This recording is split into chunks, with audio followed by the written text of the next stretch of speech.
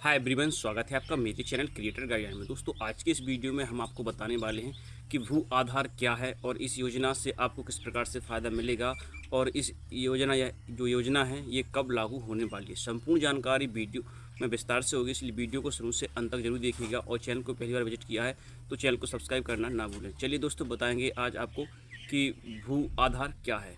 दोस्तों, अब हर ज़मीन प्लॉट का अब आधार कार्ड बनाया जाएगा। जी हाँ दोस्तों, सरकार 2018 के आसपास सरकार पहले लेकर आई थी कि जो ज़मीन है उसका डिजिटलाइजेशन होगा।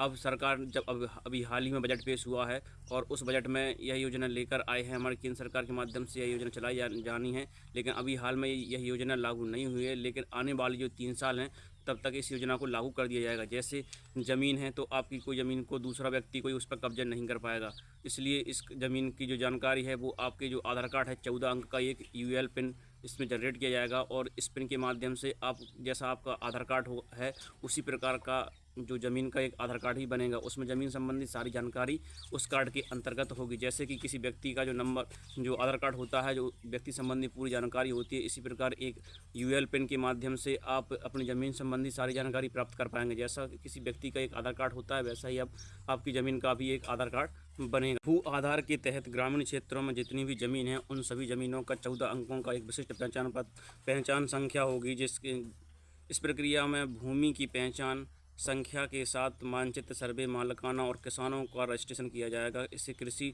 लोन आसानी से मिल सकेगा और कोई दूसरा व्यक्ति भी इस ज़मीन पर कब्जा नहीं कर पाएगा। जी दोस्तों, और जहां चाहें आप उस योजना कोई भी जो सरकारी योजना आती है जिससे आप वंचित हो जाते हैं, ज़मीन संबंधी आपके डॉक्यूमेंट नहीं होते हैं, तो आप उन जो आपका यूएल पिन होगा यानी ज़मीन का जो भूमि आधार होगा उस आधार के जरिए आप कहीं भी आसानी से अपनी ज़मीन की जानकारी है वो मिल पाएगी आपको। और कोई भी ऐसी केंद्र सरकार या राज्य सरकार की योजना आती है तो उस योजना का भी आपको फ़ायदा तुरंत मिल जाएगा।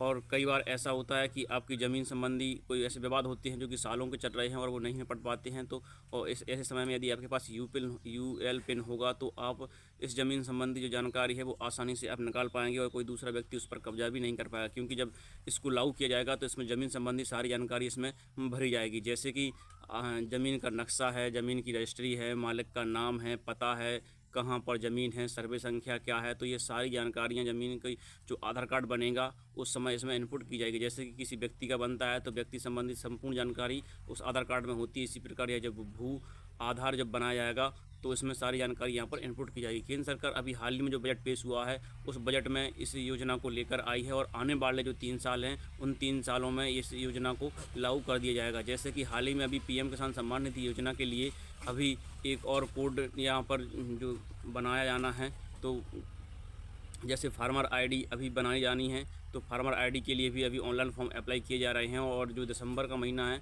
उस समय से जो फार्मर आईडी है वो अनिवार्य कर दी जाएगी। क्योंकि ज़मीन संबंधी दस्तावेज हैं वो बहुत ही सरकार गहन तरीके से अब यहाँ पर ले रही है। तो दोस्तों, ऐसी लेटेस्ट वीडियो पाने के लिए आप हमारे चैनल को भी सब्सक्राइब कर सकते हैं, क्रिएटर गाइडलाइन को। मिलते हैं अगली वीडियो में नई जानकारी नई अपडेट के साथ। तब तक के लिए गुड बाय।